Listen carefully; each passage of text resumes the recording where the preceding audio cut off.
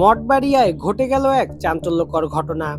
শিক্ষক হত্যা মামলায় ছেলে গ্রেপ্তার। পিরোজপুরের মঠবাড়িয়ায় ঐতিহ্যবাহী কে এম লতিফ ইনস্টিটিউশনের অবসরপ্রাপ্ত শিক্ষক নাসিরউদ্দিন হত্যাকাণ্ডে জড়িত থাকার অভিযোগে তার ছেলে রিয়াজউদ্দিনকে গ্রেপ্তার করেছে পুলিশ। শনিবার সন্ধ্যায় উপজেলার দাউদখালী থেকে তাকে আটক করা হয়।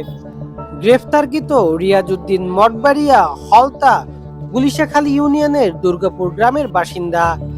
মামলার এজাহারে উল্লেখ রয়েছে, মা মারা যাওয়ার পর থেকেই রিয়াজ বেপরোয়া জীবনযাপন শুরু করে এবং মাদকাসক্ত হয়ে পড়ে। বাবা নাসিরউদ্দিন তাকে বারবার বাধা দিলে রিয়াজ ক্ষিপ্ত হন। পরবর্তীতে বাবার সম্পত্তি বিক্রি করে টাকা না দেওয়ায় এই সম্পত্তি দখলের উদ্দেশ্যে গত জুলাই মাসে নৃশংসভাবে বাবাকে হত্যা করা হয়। মঠবাড়িয়া থানার ওসি জানান, ময়নাতদন্তে শিক্ষক নাসিরউদ্দিনের মৃত্যু আঘাতজনিত কারণে হয়েছে বলে নিশ্চিত করা হয়েছে। এই ঘটনায় নিহতর বোন মাসুমা পারভিন বাদী হয়ে ছেলে রিয়াজউদ্দিনকে আসামি করে হত্যা মামলা দায়ের করেন।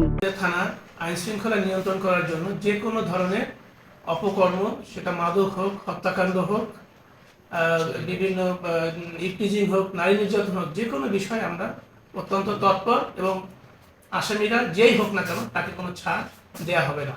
এই ব্যাপারে আইন শৃঙ্খলা নিয়ন্ত্রণে আমরা বদ্ধপরিকর।